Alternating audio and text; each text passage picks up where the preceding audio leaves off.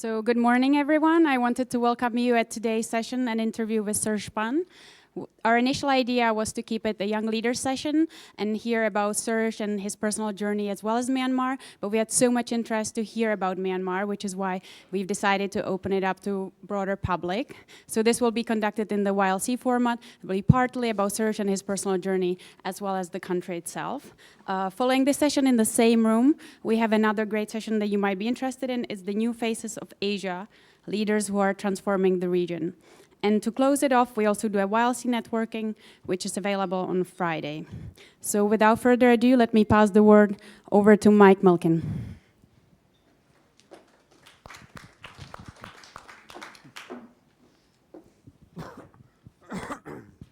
Thank you, and what an exciting session, and what an unbelievable story. But I think this is an opportunity for particularly all of our young leaders.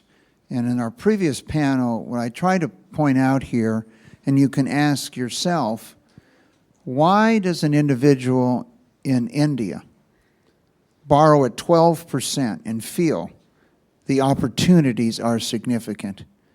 And why does someone in Japan who can borrow at 0 not see those opportunities from that standpoint? And so I tried to intimate that we are all somewhat creatures of our own life. And those that have lived through challenges, it's very hard. If I wanted to give you an example, many years ago, one of the most aggressive investors in the United States was a man named Larry Tisch. And the company called Lowe's today, he had built. And in the 1950s, 1960s, and the first half of the 1970s, he was one of the most aggressive investors and applier of capital. In the latter part of the 1970s, he had achieved significant wealth, and he became one of the most conservative investors. And the company itself was constantly shorting the S&P and the indexes, believing everything was overvalued.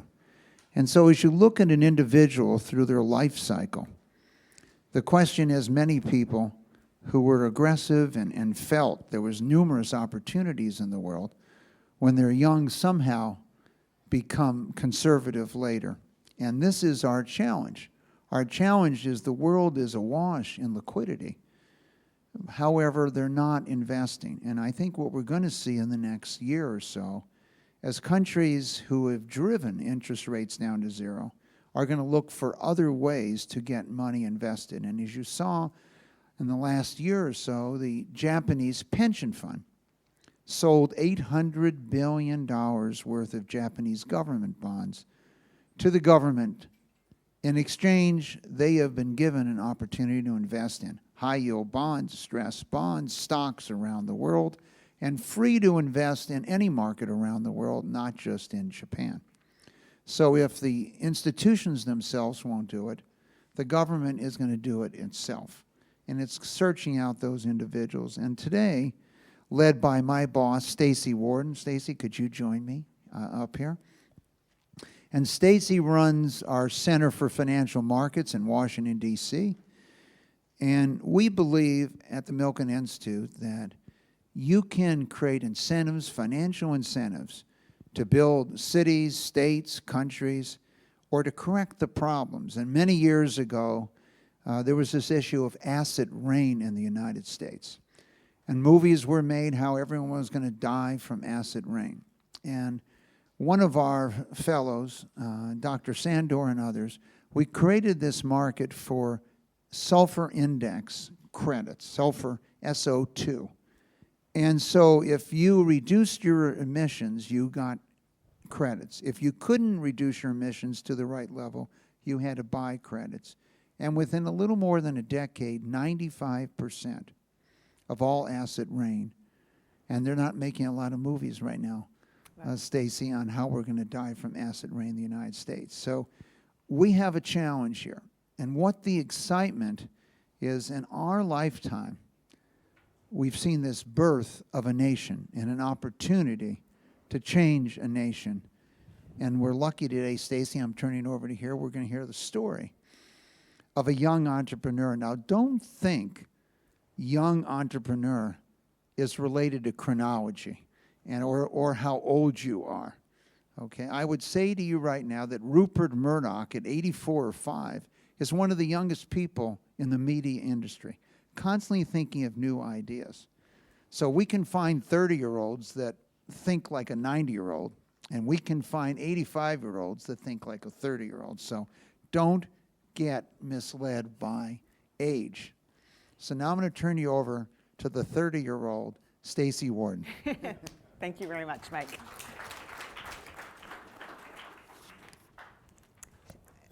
Serge, please come for our YLC event interview with Serge Pun. Very honored to have you here. Before we start, let me ask a couple of questions to the audience. How many of you have ever been to Myanmar? Okay.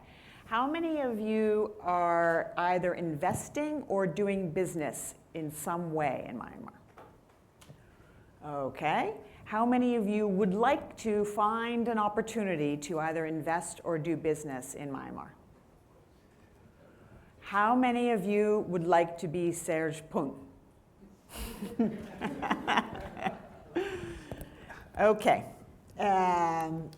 Serge, you were in the United States this past week, and President Obama just lifted the sanctions on Myanmar. So congratulations on that. Was your handiwork at all involved in that? Absolutely not. I think we're very happy. In fact, I learned of the news when I landed at Changi this morning, because I left just when the state consular was arriving in Washington, D.C.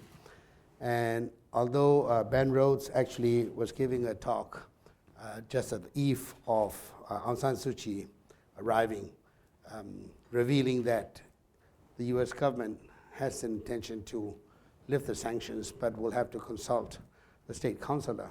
Okay. So a lot of it was dependent on what her wishes were. As it turned out, I mean, after the meeting at the Oval Office, Obama made the announcement, which is fantastic for the country. And I'm very happy, very elated. It actually signifies a new page in our development.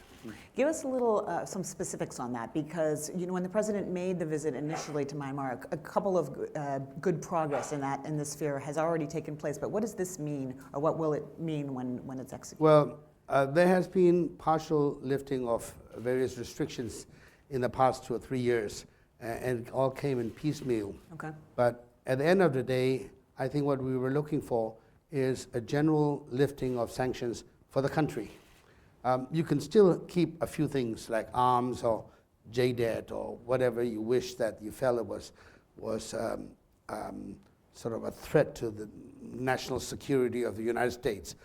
Although that phrase is quite bizarre. But the general sanctions, which have clouded a lot of American businesses to invest in Myanmar, will now be extinguished, and that is really going to make a big difference. And then the other thing is, of course, the GSP, which will allow Myanmar to export to United States as a preferred nation with no or very little taxes. That will do a great deal for our export industry, our manufacturing industry. So all that's very positive. Yeah. It wasn't always so, of course, and your life and your career has really been one of overcoming obstacle after obstacle, I would say, and then even kind of turning obstacles to your advantage. And I am sorry, when we spoke kind of before this interview to kind of get ready for it, we had a nice lunch in Washington, and you said, I don't like to talk about the past. So I'm sorry to make you talk about the past a little bit, but can you just, there's this famous story of you as a 20-year-old going to Hong Kong for the first time with 5 Hong Kong dollars in your pocket. So can you kind of take us back to that time and tell us how you built your empire, initially in Hong Kong, and then what brought you back to Myanmar in the beginning? Well, I suppose we are all, sort of creatures of of the environment, we're all put into a situation probably not by our design. Okay? I went to China because when Navin took over in a military coup after 1962, my family, like a lot of families in Myanmar, were basically expelled and had to leave Myanmar. So they all left. Virtually all the businessmen had to leave. And do you have childhood memories? Or Oh, were you very, too young? very, very deep memories. I really remember a lot. I was 12 years old by then, but I was a pretty active 12-year-old, I think. So most people who had to leave, particularly in business, of course, went to America, Australia, United Kingdom, and so forth. And you have to remember, historically, that was the height of the Cold War. So you had to choose one camp or the other. It's not like, you had to choose. And my father, unfortunately or fortunately, was an ultra-leftist. So of all the countries that are available for him to go, he chose to go to Beijing and retire there. So he took us back, and I went back to China to study. And for the first 9 months, it was fantastic. It was very good. And then the Cultural Revolution broke out, and everything went tipsy-turvy, and the leftists were all called rightists, and they were purged and persecuted. And my father became a sort of a broken man because his sandcastle has just collapsed.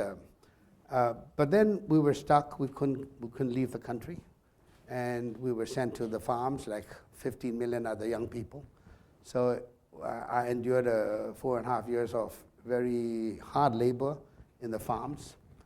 And then after President Nixon visited China in 1972, his historical visit, Prime Minister Chou En-lai decided that to open a little sort of door, leave the door ajar, so that overseas Chinese like us who went back before the Cultural Revolution could leave if you wanted to. So of course, by now this ultra-leftist of a man has become an ultra-rightist of a man, and nothing was right about the communists and so forth, and so we left. But the regulations at that time was that when you leave the country, first of all, there was a big stigma that you were basically a traitor of the revolution to be leaving. But the worst part is that you were given 5 Hong Kong dollars foreign exchange to leave the country, and that's all you could get. That's it. So we crossed the border with $5 in our pocket, and the rest is history. I can't imagine. I can't imagine. Okay, so fast forwarding a bit. Now you're a successful businessman in Hong Kong. And what made you turn back to Myanmar, especially at that time? Well, I went back to Myanmar in 1989, December. Sheer curiosity. My wife has never been to Myanmar, and we were not allowed to return to Myanmar. For 26 years, people like us, this category, were simply not given a visa to visit Myanmar. So in 1988, when SLOC came to power, they were opening up the country, and we were allowed to go back. So 89 Christmas, I said, let's go back and have a look. And one of the colonels in the government says, don't worry, we'll get you a visa if you want to come back. So I went back. I had no intention to go back or do business or whatsoever. But it so happened that during that trip, the introducer or the guarantor of our visa was very smart. He made an appointment for me to meet a member of the cabinet whose name was General David Abel. Some of you would probably know this person. David Abel was the only Christian in the cabinet, and he never changed his name. He called himself David Abel, and has always been David Abel. And he was probably the last or the only Sandhurst graduate in the Burmese military. And General David Abel did a fantastic sales job on me, playing to my sort of nationalism and doing something for the country. And I went back to look at my school where I grew up and went to school. And I was very sad because it was the best school. It was called St. Paul's. And even today, people pride themselves to be called Old Paulians. But this fantastic school has become so dilapidated. And then I went back to the house that I was born in, and I walked the streets when I was a kid where we played football, and went to the lakes where we fish and we swam. A very deep sense of affinity and nostalgia took over. So I went back and said, okay, I will come back to invest. What do you want me to do? And he said, we have a lot of people coming, but no hotel, so could you build a hotel? And that's how we started. So I went back about 6-7 times in 1990, figuring out what to do. And in 1991, March, I finally opened an office. And we started with 7 people. Local, or did you bring with you? Sorry? The local people, or did you? Local, 7 local people. And then by 2003, 12 years later, the 7 people has become 4,500. It's a big hotel. 4,500 staff, and we had something like 30-odd companies operating. And much of it was organic growth. It was not planned or something. It was just the services were needed, and there was none available. So as soon as you start something, you find that there's a huge market. Example, we built a gated community housing, and there was no such thing as a gated community in the country. So we employed 50 security guards who sort of did security for the estate. And before you know, the neighbors would come and say, you seem to be doing a good job. Would you come and do security for my factory? And then really before you know, we were doing security for embassies, for foreign companies, and we had an 850 strong security force. So it became a security company in its own right. Yeah. I had a little motel, 25 rooms or whatever. There's nowhere to get some decent laundry service. So I imported some machinery. Before you know, we became the biggest laundromat chain in the city with, 15 shops and so forth. Because those services were so needed, it just happened. Anyway, we had a great time. And then what about, okay, so you started by building a hotel, and then as need arose, you had to kind of solve problems, and so that you continued to solve these problems by starting these businesses. And tell me about the move into financial services. How did that? Well, in 1993, the government decided to liberalize the financial sector because until then, the banks were all state-owned. And as you can imagine, the state-owned banks were absolutely terrible. So they didn't offer any services of any type. So they said, we will liberalize this. And they awarded 9 privately owned bank licenses. And fortunately, I was one of them that was given a bank license. So we started a bank, Greenfield, and 12 years later, we were the second largest privately owned bank in the country, and we had 40-odd branches, and we did very well. Mm-hmm. Then in 2003, as many of you know, there was a financial crisis in Myanmar, and you were outspoken, I would say, in your belief that the government was not handling this financial crisis appropriately. And you were allowed to keep your banking license, though. The only kind of little bit of restrictions they put on it were that you couldn't take deposits anymore and you couldn't make loans anymore. But beyond that, you were able to keep all 41 branches. Of course, you couldn't lay anybody off either, could you? So now it's 2003, you've got this kind of banking license, you've got 41 branches, you can't lay anybody off, and the only 2 things you can't do are take deposits and make loans. So what does one do in that situation? Yes, it was a very tough time because I think it was a way of punishing me in particular. They did take away a license of 3 other banks, and everybody thought that we would be definitely one of those that license will be rescinded. But the government decided not to rescind my license. However, they simply did not allow me to do any banking. So I de facto became the the Western Union of Myanmar. Okay, all we could do was do domestic remittances.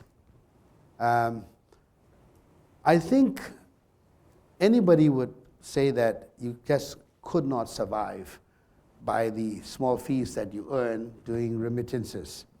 But it was a decision. What do you do with it? You give up? I think the intention was to have me voluntarily give up the license, say, I surrender, I cannot do it anymore. Yeah. But instead of doing that, we decided to fight the case by not giving up. So what we did was we immediately modernized our systems.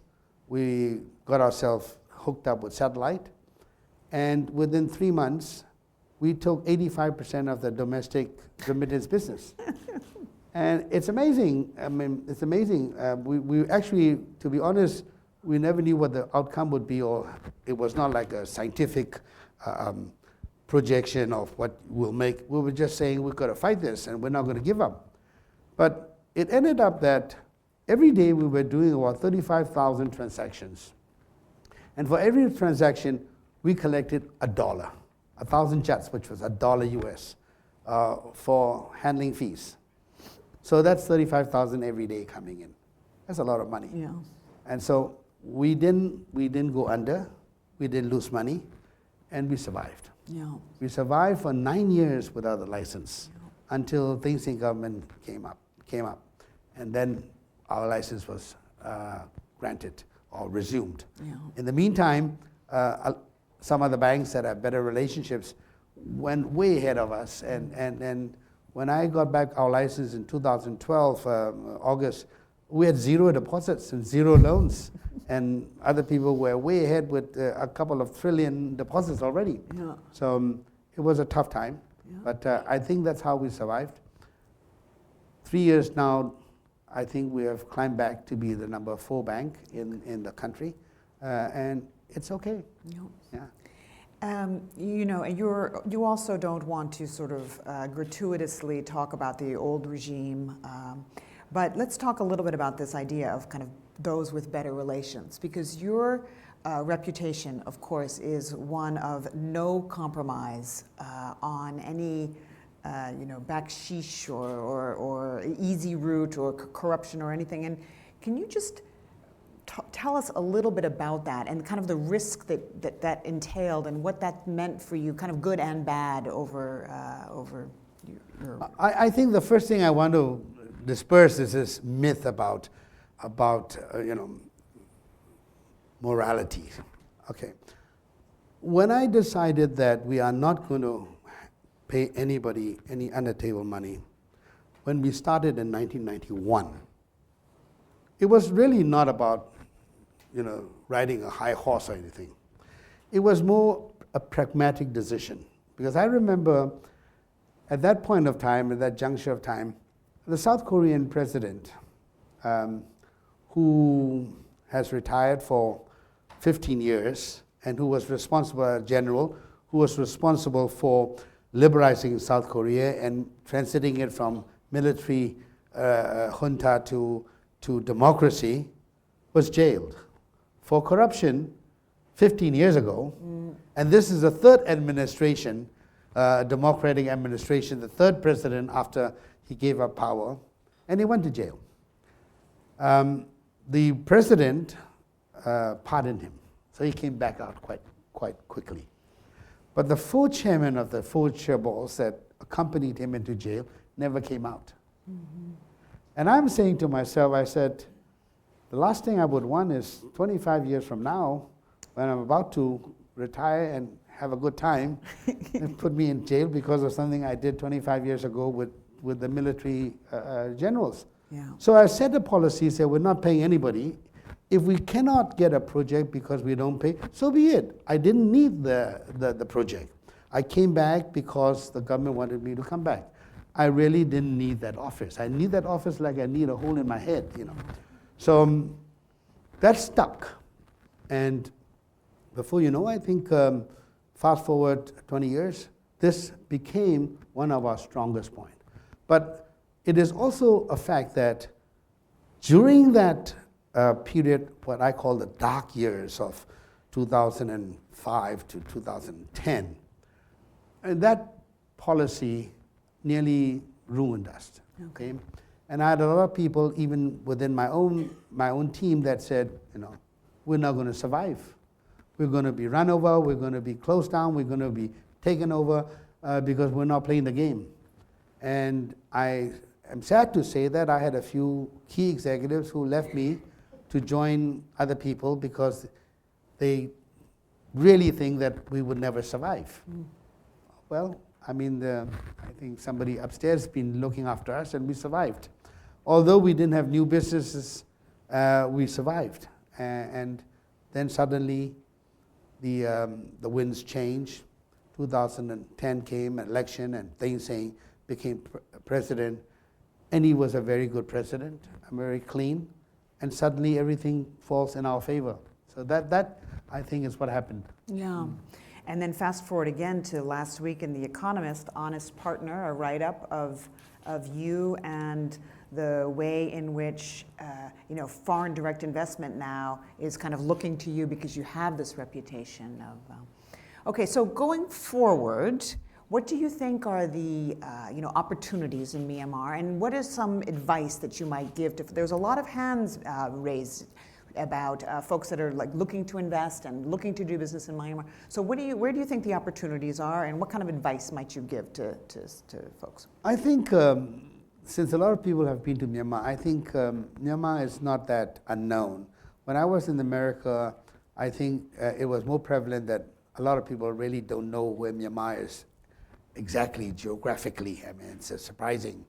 But those who are in Asia actually knows Myanmar quite well. So I would not labor the point of how good Myanmar is. I think in a statement I can say that I have never been so optimistic about Myanmar's future. Everything seems to be, the stars seems to be aligned. And I think we have 5 good years going forward. If there are problems, I think it'll be at the end of the coming 5 years, when the next election looms near and scorecards been taken, and there'll be a lot of criticism of whether NLD did the right thing or so forth. But in the next 4 years or 4.5 years, I think it'll be all positive. And my optimism is based on 2 fundamental things. One is that I think this government is trying to build a country, a nation, and not forgetting that the rule of law, anti-corruption, the eradication of corruption, at least in the ministries, is their top priority. And that movement that we see so evidently in the last 4.5 months may not manifest itself as the most significant factor today. But fast forward 15 years from now, if we make any success in our economic development, we would be probably one of the rare and unique countries, particularly in this region, that the economic growth, the success is based on a very firm foundation of no corruption, rule of law. I think we've seen so many economies around us that has gone off like a rocket, and it's fantastic miracles and so forth, only to find that 25 years later, they've got such a huge problem to solve, whether it be corruption or environmental degradation or all that social problems, the poverty gap, etc., that some of them, I wonder if they'll ever get over it or ever have a solution to solve those problems. What Myanmar is trying to do is to avoid that happening, to start in a right way. And that I think is very significant. The second thing is, I think it's the mindset of the government. I think this government, symbolized by its leader, Aung San Suu Kyi, has always been, sort of do it the right way, the rule of law, and that gives me a great deal of confidence. So I actually would like to advocate that anybody who's interested in Myanmar, don't overlook these fundamentals. It's not about one deal, or it's not about whether this deal is very profitable or not. It's about going into a country that is going to be unique. And of course, being an emerging market or frontier market, there are so many opportunities. Virtually everything is an opportunity. It's just what you want to do. So my only advice is that stay long-term, because if you are a short-term player, you probably find that Myanmar will not give you the kind of returns in the short term. I would advocate people go into the bigger investments such as infrastructure, which is what we really need.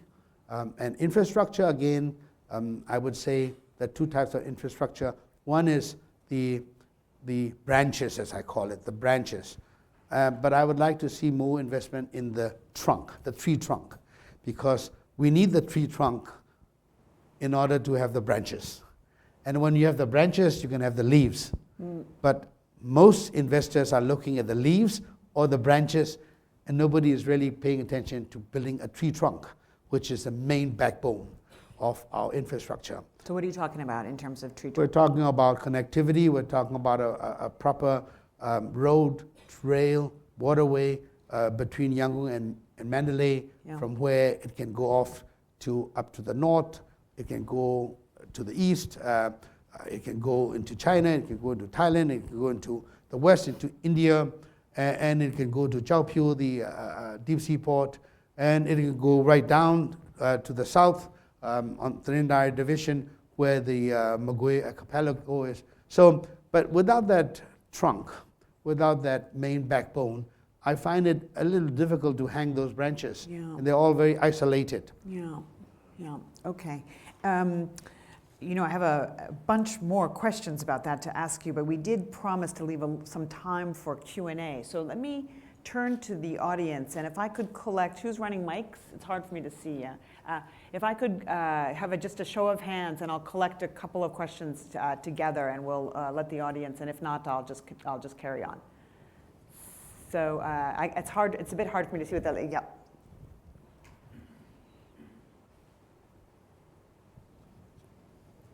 Sir, it's next to you, yeah. Well, thank you. Mahendra Lama from India.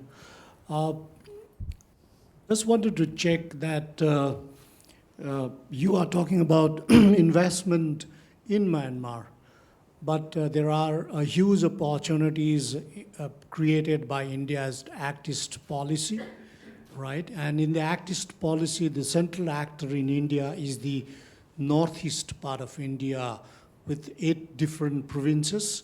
And in these 8 different provinces, the government of India spends about 10% of its total annual budget, right? So there's a huge investment opportunity. So I wanted to check how enthusiastic are the investors in Myanmar to invest in a new geography like the northeast part of India in different ventures. Okay, another question. I thought I saw a hand back there. But if Mike, yep, and then Mike runners, if you see hands, just go, because it's hard for me to see. Yep, but up front.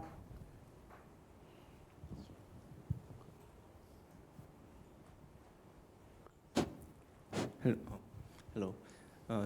This is I'm Min-Sok Lee from Korea, and when I envision a situation where there's any sort of global macro shock, for a small country like Myanmar, I can imagine, especially it's in a frontier market, so I can imagine maybe 2 scenarios. One is there could be certain amount of premium on high growth country if it sustains it, or there could be serious capital flight which can damage the country for maybe a couple of years maybe.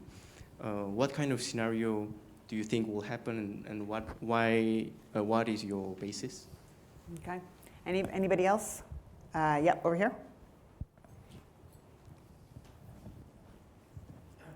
Hi, good morning, Serge.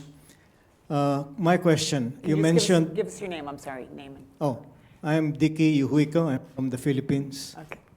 You mentioned that infrastructure, particularly building the tree trunk, is one of the main objectives or main goals that you'd like to see.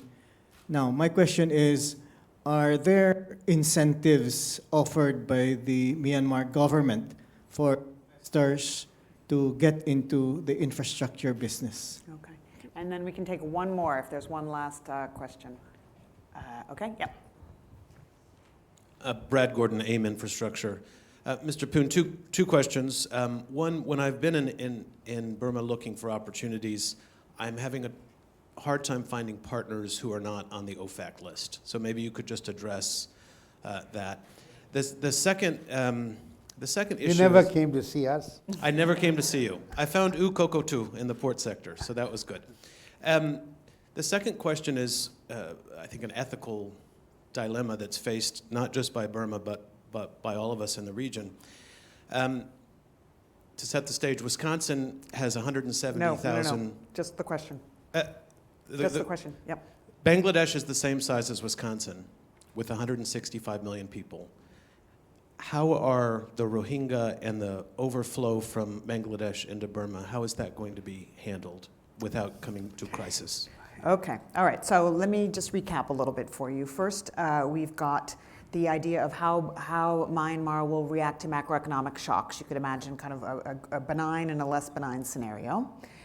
Second is, if you want infrastructure finance into the trunk, then what is the government doing to kind of encourage that? Third is this idea of kind of Myanmar and its neighbors. So investment and trade with India, both outward and inward, and then likewise with Bangladesh.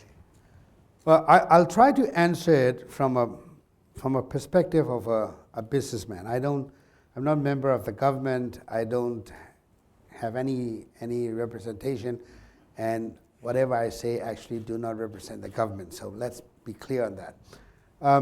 On the India issue, I think it's very, very evident, and it's been like that for many years, that it makes sense for India actually to use Myanmar to reach Assam. Okay? The little neck that you have and the very difficult terrain for India to access Assam makes it very, very rational to actually use Rakhine to go. And that's what the Indian government actually has been doing for years. And I hope that continues, because that will actually help Myanmar. At the same time, it helps the northeastern states of India. So I hope that continues, and it's happening now. The second thing about Dickie's question is that I think we do not know yet what the specific incentives are. All we do know is that this concept of having to give incentives to build an infrastructure backbone is embraced or is welcomed by the present administration. The trouble with the previous administration is that there's a lot of people in the previous administration, particularly in the ministerial levels, that got it wrong by thinking that foreigners are coming to take something from us, without realizing that they're actually investing in giving us something. And that misconception has actually dictated a lot of their policies. And they always think of getting more instead of thinking of what we can do to give, to welcome that. That is no more the case with this administration, and they seem to be very clear about that. And I am hoping that we see a lot more happening in that arena. So they get it anyway. They get it, Okay. and they get it, the fact that, for instance, there's some SEZs that have been awarded in haste before the previous government went out of power, but awarded without due consideration whether that project, that particular special economic zone, can survive or not.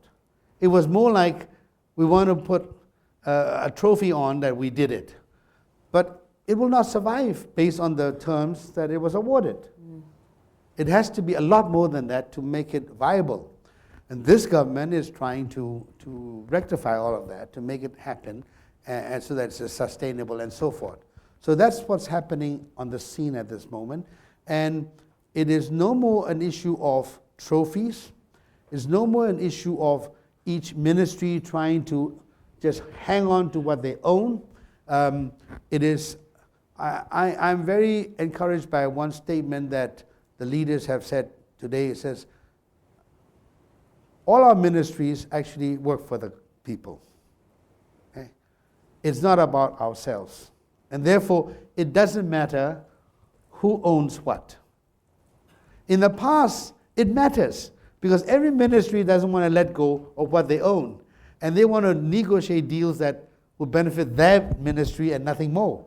They have no idea or have no concern of what the people want, right? Today, without corruption, that self-interest is taken away, and all ministries work towards making a project happen. And that is very prevalent with Yangon region, because a lot of the assets of the union ministries actually are in Yangon, but those ministries that are in Naypyidaw actually couldn't care less what happens to the Yangon Knights, okay? Like our transport. They only care about what they can get, whereas the 7 million people in Yangon simply don't have anything to work on. So that's all changing, and I think this is happening. The last question about the Rohingya, I think in prudence, I think I would not like to make any comment on that because it's a very sensitive subject. It is a subject that the government, headed by State Councillor Aung San Suu Kyi, is putting a lot of emphasis to deal with. As you may or may not know, one of the top priorities after she came to power was setting up this 21-member committee to solve the Rakhine problem. Okay. And most recently, to get Kofi Annan to head a commission to solve the Rakhine problem. Okay. All these are very positive steps. Yeah, so let's leave it at that. But in a word, bullish, I would say, yes? Yes. Okay. All right, thank you very much, Serge Pun. I very much appreciate your Thank time. you. Right.